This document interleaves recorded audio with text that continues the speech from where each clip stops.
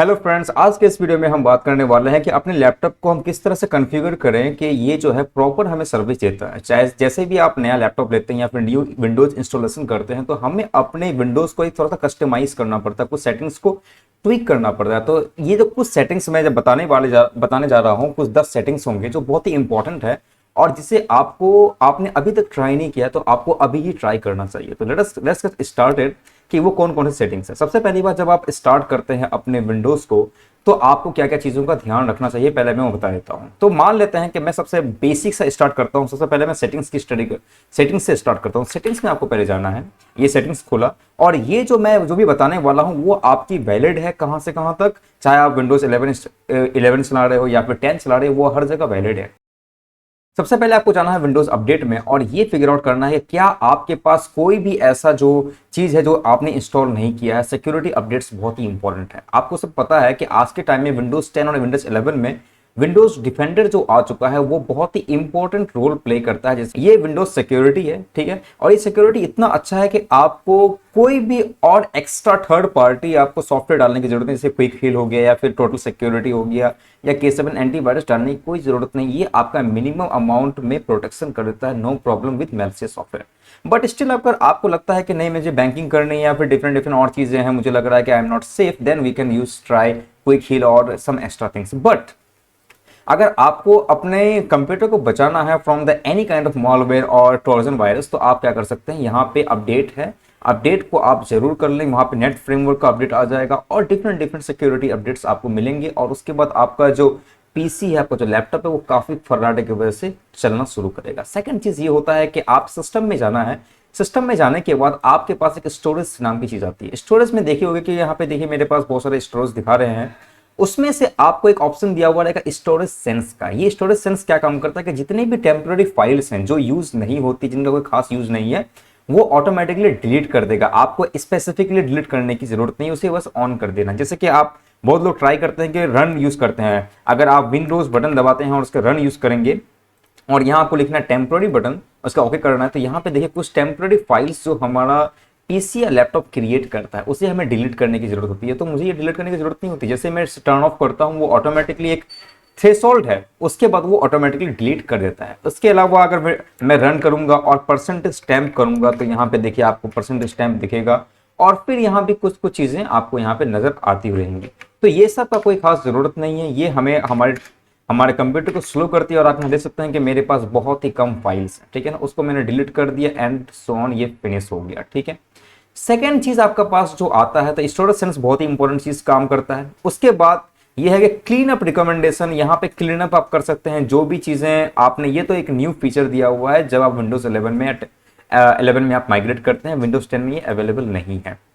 उसके अलावा आप यहाँ पे क्या कर सकते हैं, आप यहाँ पे इसका और बहुत ही इंटरेस्टिंग चीज दिखाता है। स्टोरेज सेंस में अगर आप जाएंगे तो यहाँ पे आपको रन स्टोरेज सेंस नाम का एक चीज है जो आपको ये दिखाएगा कि अगर आपके पास विंडोज ओल्ड है, आपने अपग्रेड कर रखा है, तो जितने भी डाउनलोडेड फाइल है वो सब डिलीट करता रहेगा। तो आपको कोई चिंता करने की जरूरत नहीं है, नहीं पड़ेगी भी। Okay, moving on to that, अगर आपके पास डिफरेंट चीजें, सपोज कि आपके पास पावर है, ठीक है ना, पावर ऑप्शन में जाना है और यहाँ पे आपको सबसे पहला चीज करना है कि बैटरी यूजेस, जैसे कि आप बैटरी सेवर कब आपको ऑन करना है। तो मैंने 20% कर रखा है, आप 30% भी कर सकते हैं कि अगर आपका बैटरी कंज्यूम कर रहा है तो आप बैटरी सेवर कब ऑन करना पसंद करेंगे। उसके बाद वो क्या करेगा, lower screen brightness when using battery saver. तो जब आपका बैटरी सेवर ऑन रहेगा तो वो आपको क्या करेगी, स्क्रीन की ब्राइटनेस उसमें बहुत ही कम हो जाएगी। उसके बाद आप यहाँ से बैटरी यूजेज देख सकते हैं, कौन सा ऐप या फिर किस टाइम में आपकी बैटरी की जो बैटरी कौन सा ऐप ज्यादा खाया है। जैसे VLC है, काफी ज्यादा खाया है मेरा। तो ये सारी जो चीजें हैं वो आप इजीली ट्वीक कर सकते हैं यहाँ से। सेकंड चीज आता है स्लीपिंग मोड। यस, ये बहुत इंपॉर्टेंट है क्योंकि क्या होता है कि हम लोग काम करने के बाद अपने कंप्यूटर को ऐसे छोड़ देते हैं। तो ये डिपेंड करता है कि आप टाइमिंग क्या यूज करते हैं, कि आपका टाइमिंग क्या होना चाहिए। जैसे मोबाइल में क्या होता है, स्क्रीन अपने आप डाउन हो जाती है, तो यहाँ पे आपका टाइम करना चाहते हैं। तो मेरे पास क्या हुआ है, on battery power turn off your screen after 10 minutes. अगर मैं इन एक्टिविटी कर रहा हूँ, कोई भी इन एक्टिविटी नहीं है, विद इन 10 मिनट्स मेरा स्क्रीन ऑफ हो जाना चाहिए, ठीक है। उसके बाद अगर मैं प्लग्ड इन हूं तो मैं क्या करूँ, 20 मिनट्स के बाद ऑफ हो जाना चाहिए। इसे मैं कर लेता हूँ 15 मिनट्स या फिर 10 मिनट्स, जो फिजिबल टाइम होता है, ठीक है। On battery power put my device after sleep. तो ये स्लीप में मुझे भेज देगा कि अब ये कोई जरूरत नहीं है, मेरा जो चीजें वो स्लीप में हो गया। ठीक है ना। कभी कभी कोई चीज प्रॉब्लम इसमें क्या होता है कि इस चीज को, ये दो सेटिंग्स है उसे आप जरा ध्यान से करना। कभी कभी क्या होता है कि मान लीजिए आप वीडियो रेंडरिंग कर रहे हैं या फिर कुछ ऐसा काम है जो बैकग्राउंड में चल रहा है जिसमें आपका पीसी वेक होना चाहिए, तो अगर आप कोई एक्टिविटी नहीं कर रहे हो, मीन्स के कोई फिजिकल माउस वगैरह कुछ नहीं कर रहे हो, तो आप कंप्यूटर सोचता है कि आप कोई एक्टिविटी नहीं हो रही है और पीसी अपने आप स्लीप मोड में चले जाता है। तो उस टाइम में ये ध्यान रखना कि आप क्या सेटिंग करके रखे हो। तो इसलिए मैंने 45 मिनट्स कर रखा है, बिकॉज कि अगर मैं, मेरा जो कोई ऑपरेशन होता है वो इन द बैकग्राउंड चलते रहता है, अगर मैं 45 मिनट्स की जगह 10 मिनट्स करूंगा तो प्रॉब्लम हो जाएगा। और बिकॉज वो जो बैकग्राउंड में जो भी ऑपरेशंस में चल रहा है, सपोज कुछ कंप्यूटिंग हो रहा है, ठीक है, और उसमें काफी टाइम लग रहा है, तो अगर मैं 45 मिनट्स नहीं करके रखूंगा, पहले ही शट डाउन हो जाएगा या स्लीप में चले जाएगा, तो फिर वो इंटरप्ट हो जाएगा। इसको बचाने के लिए मैंने क्या काम किया, इसे 45 मिनट्स कर रखा है, ठीक है ना। वैसे तो होनी नहीं चाहिए। सेकंड चीज, आपको एक मोड मिलता है पावर मोड। तो पावर मोड में आप ये कर सकते हैं क्या क्या चीज चाहिए आपको, यानी परफॉर्मेंस ज्यादा चाहिए या फिर बैलेंस चाहिए या फिर बेस्ट पावर एफिशिएंसी चाहिए। कहने का मतलब ये है कि अगर आपकी अच्छी सी लैपटॉप है तो आपको ये दिखेगा कि आपका लैपटॉप घोड़े की तरह दौड़ना चाहिए या फिर आराम से रहना चाहिए कि पावर भी मेरा बचता रहे और मुझे परफॉर्मेंस भी मतलब कि ठीक ठाक मिलता रहे, ठीक है ना। और या फिर आप चाहते हैं कि नहीं मेरे को बैटरी पे ज़्यादा फोकस करना है, तो बैटरी मेरी ज़्यादा सेव होनी चाहिए, तो आप यहाँ पे तीनों में से कोई भी एक ऑप्शन आप क्या चूज कर सकते हैं। मैंने चूज कर रखा है हमेशा बेस्ट परफॉर्मेंस से मेरी काम करता है, क्योंकि बिकॉज मैं अपने लैपटॉप को हमेशा चार्ज में लगा के रखता हूँ। तो इसी बात से एक प्रॉब्लम ये आता है कि अच्छा जब आप अपने लैपटॉप को बहुत ज़्यादा चार्ज में रखते हैं तो क्या होगा, क्या उससे बैटरी डैमेज हो सकती है? येस और नो दोनों मैं बता रहा हूँ कैसे हो सकती है। तो जैसे कि मेरा लैपटॉप लेनोवो का है, तो मैंने क्या किया, एक हमारे पास सॉफ्टवेयर आता है लेनोवो विंटेज। तो जो भी लेनोवो यूजर्स हैं उनके लिए एक बहुत ही इंपॉर्टेंट चीज़ है। इसमें क्या है कि आपको लेनोवो विंटेज आपको रखना है, ठीक है ना। लेनोवो विंटेज के बाद आपको क्या करना है, आपको जाना है ये पावर मोड पे। पावर मोड पे आप जैसे ही जाओगे तो वहां पे आपको यहाँ पे दिखेगा कि एक रैपिड चार्ज का मोड आता है, अगर आपके पास है तो ये बहुत ही स्पीड में क्या करेगा, आपको चार्जिंग कर देगा। और दूसरा आता है कंजर्वेशन मोड। कंजर्वेशन मोड में क्या होता है कि अगर आपने कोई भी लगा रखा है, लैपटॉप को कनेक्ट कर रखा है चार्जिंग सोर्स से, तो क्या करेगा वो 100% फुल चार्ज कभी नहीं लेगा, वो 50 to 60% ही चार्ज करेगा। उसके बाद चार्ज की कनेक्टिविटी खत्म हो जाती है। फिर से जब वो थोड़ा कम होता है 60 to 50 to 60% हमेशा चार्ज होता रहेगा। मेन इसके वो क्या करेगा कि आपका जो सोर्स है वो बाईपास करता है और आप हमेशा एसी में काम करते रहते हो, मीन्स कि डायरेक्ट करंट से ही आप काम करते रहते हो। उसमें कोई खास जरूरत नहीं कि वो बैटरी पे इंपैक्ट डालता है। इससे क्या होता है कि बैटरी की जो लाइफ स्पैन होती है वो बढ़ जाती है, क्योंकि आप ज्यादा हैवीली डिपेंड नहीं करते बैटरी पे, या फिर बैटरी ओवरचार्ज नहीं हो रहा है, बैटरी को आप खा नहीं रहे हो, ठीक है ना। मैंने रैपिड चार्ज इसलिए बंद कर रखा है क्योंकि मुझे अभी खास जरूरत नहीं है, लेकिन रैपिड चार्ज जो है वो सारे लैपटॉप्स के लिए नहीं है, कुछ ही स्पेसिफिक लैपटॉप्स के लिए है। मेरी लैपटॉप काफ़ी ज़्यादा अच्छी है, इसी वजह से मुझे इसमें आपको कनेक्शन मिलता है, बट सब में आपको कनेक्शन नहीं मिलेगी। तो ये बात आपको ध्यान में रखना है। सेकंड चीज आते हैं कि क्या और खास चीज़ है। तो सेटिंग्स में हम जाने के बाद सेटिंग्स में एक आती है नेटवर्क एंड इंटरनेट। बेसिकली क्या होता है कि हम सबके पास वाईफाई नहीं होती, तो हम मोबाइल के हॉटस्पॉट से क्या करते हैं, वाईफाई लेते हैं। तो वाईफाई जब भी आप सेलेक्ट करते हो, सपोज कि मेरे पास, मैंने Redmi Note 10 से सेलेक्ट कर रखा है, तो इसमें आपको जाना है, इसमें आपको वाईफाई में जाना है और उसके बाद देखना है कि जैसे कि मेरे पास यहाँ पे Redmi Note 10 जो मेरा कनेक्शन लिया हुआ है उसमें मैं क्लिक करूंगा। उसमें मैं क्लिक करने के बाद सबसे पहला चीज देखना है कि ये क्लिक कर रखना है, connect automatically when in range. जब भी रेंज में हो कनेक्ट हो जाए, टिक कर देना है। साथ में ये आप कर सकते हैं कि प्राइवेट नेटवर्क है, पब्लिक नेटवर्क है, जो भी आप करना चाहें कर सकते हैं। सेकंड चीज जो सबसे मोस्ट इंपॉर्टेंट पार्ट है वो मीटर्ड कनेक्शन है। ये मीटर्ड कनेक्शन आप हमेशा ऑन करके रखना, बिकॉज हमारे पास मोबाइल में जो डेटा आता है वो क्या होता है, लिमिटेड होता है। अब जब अगर आप मीटर कनेक्शन ऑफ कर दोगे तो बैकग्राउंड में जितनी सारी चीजें हैं, सपोज कि आप का विंडोज अपडेट लेना हुआ, उसके बाद स्टोर वगैरह सब कुछ ऑटोमेटिकली अपडेट होता रहेगा। उससे बचाने के लिए हम क्या करते हैं, अपने कनेक्शन को मीटर्ड कनेक्शन बना देते हैं, जिसकी वजह से क्या होती है कि वो सिर्फ जो हमारे फ्रंट में हम काम करें, सपोज कि मैंने क्रोम खोला है तो क्रोम का अंदर वाला चीज कुछ भी नहीं लेगा। मैंने जो ब्राउज किया, सपोज मैंने फेसबुक खोल दिया तो वो बस सिर्फ फेसबुक को ही लेगा, बाकी और सब किसी चीज को नहीं लेगा। तो मीटर कनेक्शन हमेशा ऑफ करना मत भूलें, हमेशा ऑन करें अगर आप मोबाइल के डेटा को यूज कर रहे हैं। अगर आपके पास कुछ फ्री का वाईफाई है या फिर आपने ऑलरेडी अनलिमिटेड प्लान ले रखा है तो नो प्रॉब्लम। मीटर कनेक्शन से एक फायदा ये भी होता है कि अगर आपकी स्पीड कम है तो इसे ऑन कर दीजिए, आपको एक प्रॉपर स्पीड मिलती रहेगी। तो डेट इज मोस्ट इंपॉर्टेंट, ये बात आप हमेशा ध्यान रखें। सेकेंड चीज आता है पर्सनलाइजेशन। पर्सनलाइजेशन में आप हमेशा बैकग्राउंड को इस टाइप से चूज करें जहां पे आप कलर कॉन्ट्रास्ट को देख लें। अगर आप ज्यादा लाइट से आपको परेशानी होती है तो ऐसे वॉलपेपर्स को चूज करें जो आपकी मूड पे डिपेंड करता है, जो आपके एक्सपीरियंस को बेटर बना। सेकंड चीज ये होता है कि आप अपने एक अकाउंट को एक कंप्लीट माइक्रोसॉफ्ट अकाउंट से आप लिंक कर दें, ये बहुत ही इंपॉर्टेंट पॉइंट है। और यहाँ पे आपको बहुत अलग अलग फ्री की चीजें भी मिल जाती है, ठीक है ना, जैसे कि आपको जैसे गूगल ड्राइव आपको 15 GB का मिलता है, उसी तरह से माइक्रोसॉफ्ट आपको क्या होता है 5 GB का वन ड्राइव आपको फ्री में देता है। वहां से आप क्या करते हैं, इंपॉर्टेंट चीजों को लिंक आप कर सकते हैं। थर्ड चीज मैं आपको बताना, पर्सनलाइजेशन में जाने के बाद आप थीम में जाएं, और थीम में जाने के बाद आप यहाँ पे नीचे आ जाएं और यहाँ पे डेस्कटॉप आइकन सेटिंग्स मिलेगा। इसमें क्या होगा कि इसमें जो कुछ डेस्कटॉप है जैसे कंट्रोल पैनल हुआ, माई कंप्यूटर्स हुआ, दिस पीसी हुआ, ये सब चीजें विजिबल नहीं होती है, ठीक है ना।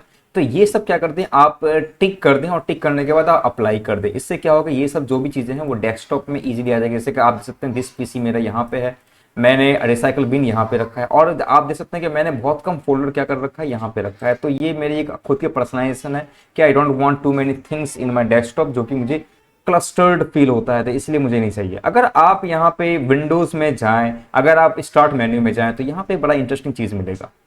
जैसे आप यहाँ पे राइट क्लिक करेंगे, आई थिंक यहाँ पे राइट क्लिक करेंगे तो यहाँ रिफ्रेश का सेटिंग आता है, रिफ्रेश ऑप्शन आएगा ही, साथ में स्टार्ट सेटिंग्स में जा सकते हैं आप। इसमें जाने के बाद आप क्या कर सकते हैं कि आप अपने स्टार्ट को ही कस्टमाइज कर सकते हैं। ये फैसिलिटीज विंडोज 10 वालों के लिए नहीं है, विंडोज 11 वालों के लिए है।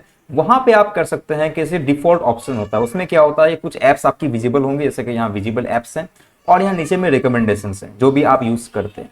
तो बेसिकली क्या करता है कि डिफॉल्ट में कुछ आपको एप्स भी दिखेंगे और बहुत सारे रिकमेंडेशन दिखेंगे। कि मैं चाहता हूं कि मेरे पास सिर्फ एप्स विजिबल हो, रिकमेंडेशन मुझे नहीं चाहिए।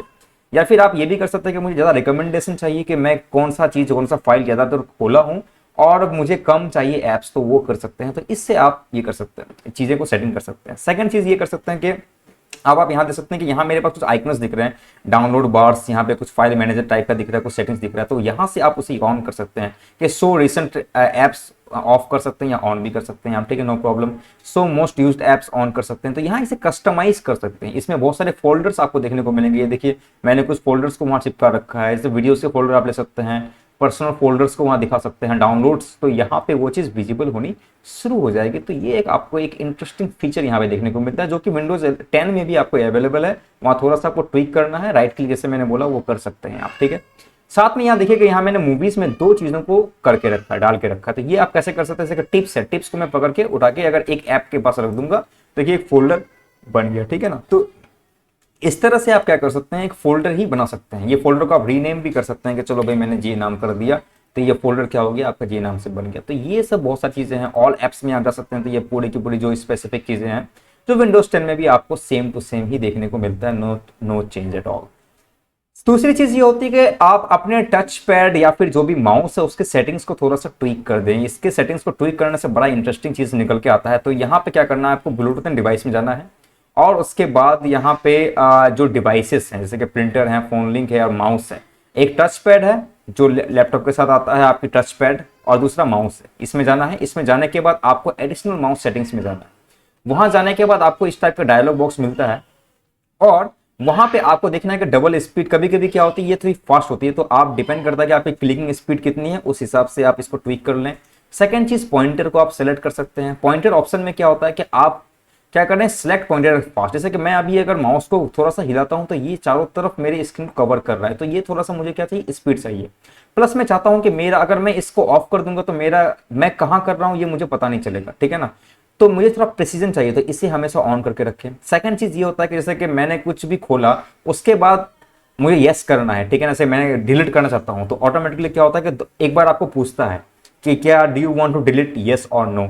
तो मैं चाहता हूं कि मेरा माउस ऑटोमेटिकली उस बटन पे चले जाएगा, यस में हो जाए या फिर नो में चले जाए। तो मैं हमेशा आपको ये ऑन रखना है, इससे क्या होगा, आपको बहुत टाइम बचेगा और बहुत मजा आएगा आपको।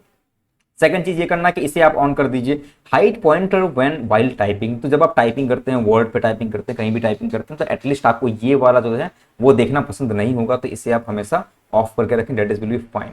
उसके बाद show location of pointer when I press control की, यस। कभी कभी क्या होता है ये गायब होता है, हमें दिखता ही नहीं है कहाँ चला गया। तो कंट्रोल अगर दबाने से क्या होगा, वो लोकेशन पता चल जाएगा कि अच्छा यहाँ पे है, जैसे आप देख सकते हैं स्क्रीन में। सेकंड चीज, व्हील में आप क्या कर सकते हैं, जब आप स्क्रॉल करते हैं तो आप थोड़ा फास्ट स्क्रॉलिंग चाहते हैं तो ये वाला आप कर सकते हैं कि चलो ठीक है मेरा कम से कम 3 लाइन या 4 लाइन क्या हो गए ये स्क्रॉलिंग हो। हॉरिजॉन्टल स्क्रॉलिंग भी दे रखा है, वर्टिकल स्क्रॉलिंग भी दे रखा है। हार्डवेयर में कोई खास प्रॉब्लम नहीं है, इसमें हार्डवेयर आप कुछ भी सेलेक्ट कर लें, नो प्रॉब्लम, इसमें कोई खास बात नहीं होती है। कुछ लोग चाहते हैं कि हमारा जो माउस है वो थोड़ा सा चेंज हो जाए, ठीक है ना, माउस में आप इसको चेंज भी कर सकते हैं, ठीक है, ऐसे कि माउस पॉइंटर में आप कर लें। तो ये देखिए आपको भी माउस हमेशा रेड दिख रहा है, ठीक है। इसमें क्या हो रहा है, थोड़ा सा माउस हमेशा ब्लैक दिखेगा, इसमें क्या है ये थोड़ा सा इन्वर्टर दिखेगा, ठीक है ना।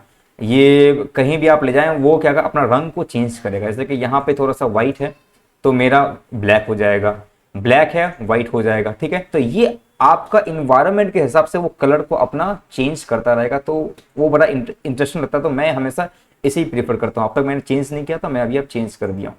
लोग ये भी, किसी को साइज में प्रॉब्लम होती है तो वो साइज को इस तरह से ट्विक करते हैं। तो ये थोड़े छोटे छोटे चेंजेस हैं, but these changes are very interesting, ठीक है ना। तो ये मुझे बहुत अच्छा लगता है कि अगर आप ऐसा नहीं करके रखते हैं तो आई थिंक मुझे लगता है कि मजा थोड़ा सा कम कर देता है, ठीक है। दूसरी चीज ये होती है कि आप जब भी टेक्स्ट कर्सर इंडिकेटेड प्रीव्यू, यानी कि जब इंडिकेट करता है तो किस टाइप की आपको कलरिंग चाहिए, तो यहाँ कलरिंग है। उसके बाद विंडोज 11 में ये एक अच्छा खासा फीचर है, आप विंडोज 10 में भी आप देख सकेंगे वहाँ पे ईज में दिया हुआ रहता है। डिपेंड ये करता है कि थिकनेस क्या चाहिए, अगर मैं इतना बड़ा कर दूंगा तो वो थिकनेस बहुत ज़्यादा बड़ी हो जाएगी, तो इससे हमेशा कम करके रखिए तो अच्छा लगता है। यहाँ देख सकते हैं कितना बड़ा हो गया, तो आई don't want this one, I need कि काफ़ी पतला सा रहे, अच्छा लगता है वो देखने में। उसके बाद डेट एंड टाइम में क्या होता है, कभी कभी आप जब भी लेते हैं तो ये पीएम गायब रहता है। ये पीएम को कहां से कर सकते हैं, आप टाइम एंड लैंग्वेज में जाएं, डेट एंड टाइम में जाएं, उसके बाद सेट टाइम ऑटोमेटिकली आप जरूर इसे कर दें, क्योंकि वो अपने आप जब इसका लोकेशन ऑन करोगे तो आप ऑटोमेटिकली आपको ऑटोमेटिक ये सेव हो जाएगा। बट इसके साथ साथ हमें ये देखना होता है कि ये पीएम और एएम दिखाए, तो उसके लिए हमें क्या कर सकते हैं, तो यहाँ पे अगेन वो सेम जगह पे यहाँ से भी आप कर सकते हैं, एडिशनल क्लॉक के पास जा सकते हैं, यहाँ पे internet time and date and time, yes यहाँ पे है, यहाँ पे आप चेंज डेट एंड टाइम कर सकते हैं, ठीक है ना। तो यहाँ पे आप कैलेंडर को भी चेंज कर सकते हैं, यहाँ देखिए टीटी किया हुआ है, तो इन सब यहाँ अगर आप चेंज कर देंगे तो वो ऑटोमेटिकली पूरा का पूरा क्या हो जाएगा, अच्छी तरह से चेंज हो जाएगा। उसके बाद एप्स में जाने के बाद आप इजीली फिगर आउट कर सकते हैं कौन सा एप्स क्या आपके पास इंस्टॉल्ड है और कौन सा एप्स आपके पास इंस्टॉल्ड नहीं है। तो यहाँ पे मैंने जितना भी इंस्टॉलेशन है मेरा, वो आप यहाँ पे इजीली दे सकते हैं। आपके कंप्यूटर में बहुत ही अच्छे अच्छे जो भी आपको डाउनलोड करना है वो सब यहाँ पे दे सकते हैं, नो प्रॉब्लम, ज़्यादा कोई खास प्रॉब्लम इसमें होती नहीं है। अब मैं आपको बताना चाहूंगा कि कुछ ऐसे ऐप्स जो उसकी ज़रूरत आपको हमेशा होती है, लोगों को होनी भी चाहिए, जैसे क्रोम आपको डाउनलोड करनी ही चाहिए, ठीक है ना। सेकंड चीज ये आता है कि जब आप लैपटॉप लेते हैं तो थोड़ी सी कोडिंग की नॉलेज होनी चाहिए। तो कोडिंग के लिए हम क्या करते हैं, यूज करते हैं हमेशा पाइथन, एटलीस्ट के पाइथन हमारे पास तो होना ही चाहिए। पाइथन एक बहुत ही ईजी लैंग्वेज है और यूट्यूब में आपको भरा हुआ मिलेगा किस तरह से पाइथन हम स्टडी कर सकते हैं। तो पाइथन आप जाइए, वेलकम टू पाइथन, यहाँ पे डाउनलोड्स में जाइए और डाउनलोड्स में जाने के बाद आपको लेटेस्ट वाला पाइथन मिल जाएगा, डाउनलोड पाइथन 3.10.7, ठीक है ना। ये पाइथन जैसे आपको मिल गया, आपको क्या करना है, कमांड सीएमडी खोलना है, सीएमडी में जाना है और सीएमडी में जाने के बाद यहाँ पे लिखना है सिर्फ पाई, PY पाई। जैसे ही आप पाई लिखेंगे वहां पे देखिए यहाँ वर्जन मेरा आ गया पाइथन 3.10.5 यहाँ पे, ठीक है। तो अगर मैं यहाँ पे 2+3 करूंगा तो मुझे आंसर मिल जाएगा, 2 × 3 करूंगा 6 मिल जाएगा। तो ये बहुत ही ईजी टास्क है। 2 × डबल स्टार अगर मैं करूंगा 3, इसका मतलब है 2⁻3 विच इज 8। तो ये बहुत ही इंटरेस्टिंग चीज है। अब लेकिन बहुत सारे लोग ये करते हैं कि मेरे पास तो पाइथन आ गया लेकिन मुझे और भी कुछ चाहिए, जैसे कि जुपिटर भी कुछ चीज़ होता है, क्योंकि जुपिटर एक ऐसा फ्रेमवर्क देता है, एक तो काफ़ी ब्राउजर टाइप का आता है और ये काफ़ी अच्छा फ्रेमवर्क देता है जहाँ पे आप बहुत अलग अलग से सी कर सकते हैं, डिफरेंट डिफरेंट जितने भी यहाँ पे दे सकते हैं आप, PHP जो भी है सब कुछ आप कर सकते हैं, ठीक है ना।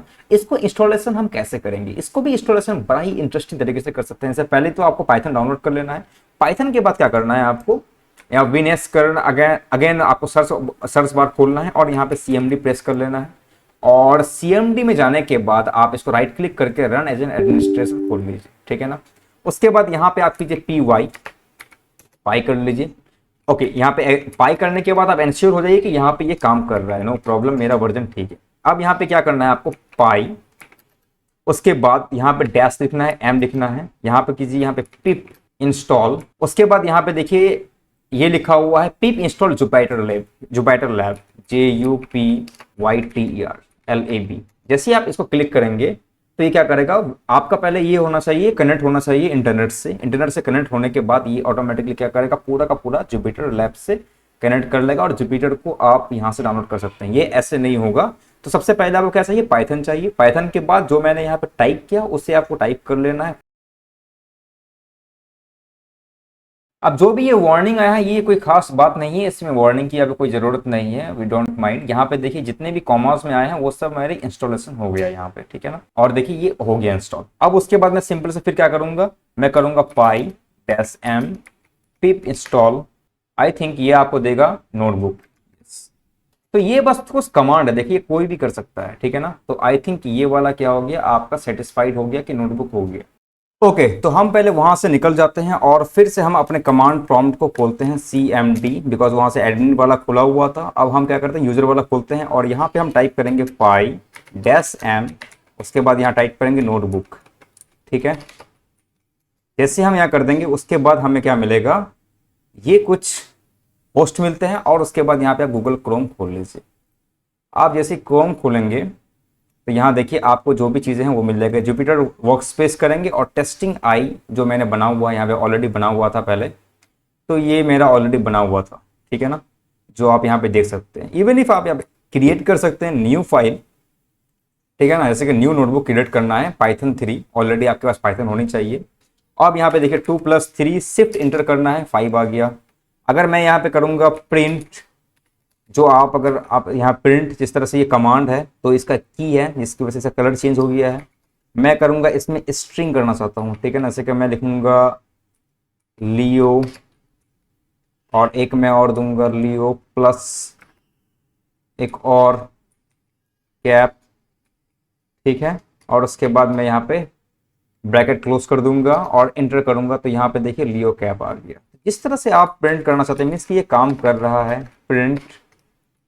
फिर मैं अगर करना चाहता हूँ कि लियो, सपोज कि यहाँ पे क्या दो स्ट्रिंग को, सबसे पहले लाइन 2 में आपने देखा 2 स्ट्रिंग को इसने ऐड किया। अगर मैं यहाँ डायरेक्ट एक स्ट्रिंग चाहता हूँ प्रेस करना तो क्या होगा, shift enter and then we have got लियो कैप। मान लीजिए कि आपको कुछ ऑपरेशंस करना है तो ऑपरेशन के लिए क्या करना पड़ता है, आपको इंपोर्ट करना पड़ता है एक फाइल जिसमें आप एरे करते हैं। इंपोर्ट नमपाई होता है, नमपाई एक ऐसा लाइब्रेरी है जो आपको बहुत कुछ करने को मिलता है।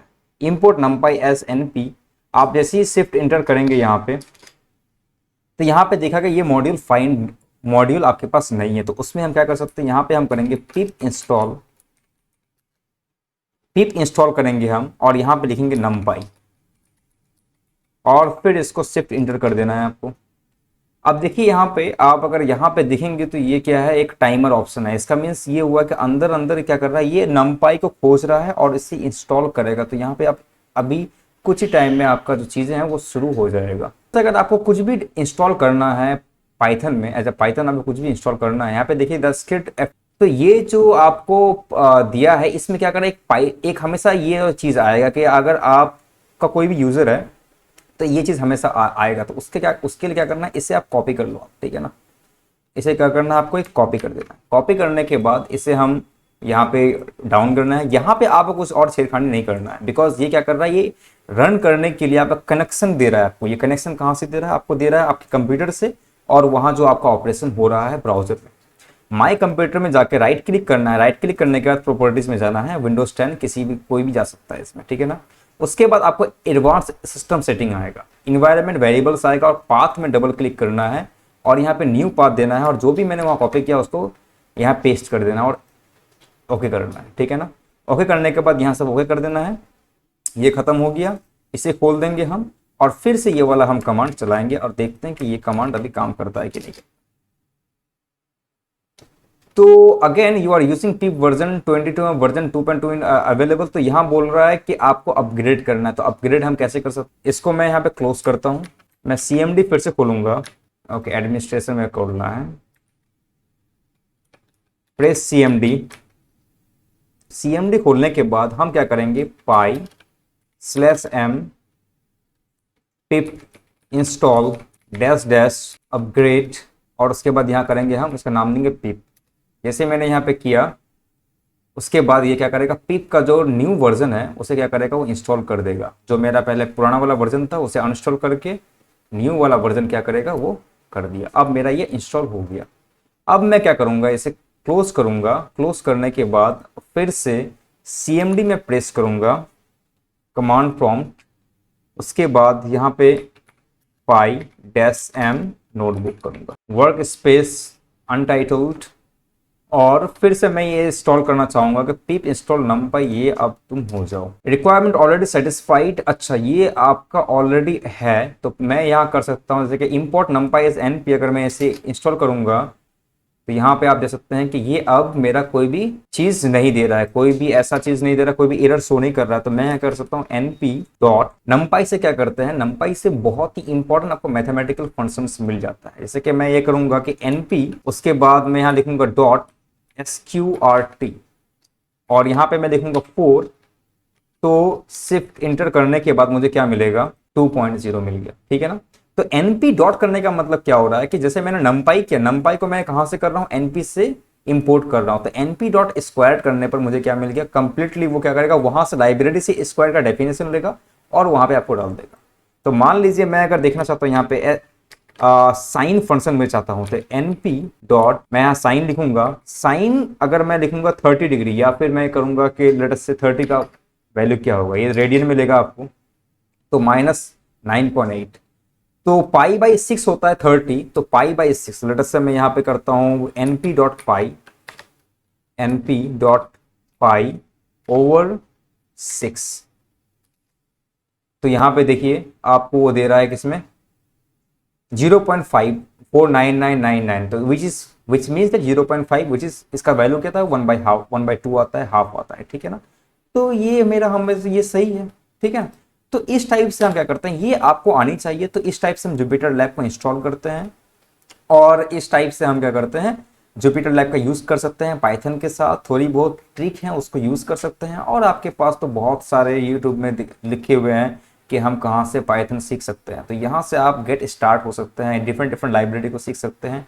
और ये कुछ और भी मैं इसके बाद वीडियोस बनाऊंगा जहाँ पे आपको बताऊंगा कि थोड़ा सा एडवांस यूजर के लिए आप कैसे चीज़ों को देख सकते हैं, किस टाइप से आप लोकेशन चेंज कर सकते हैं। तो जो भी मैंने बताया, अगर आपको पसंद आया, अच्छा लगा, तो मेरे वीडियो को जरूर लाइक करें, शेयर करें, सब्सक्राइब करें।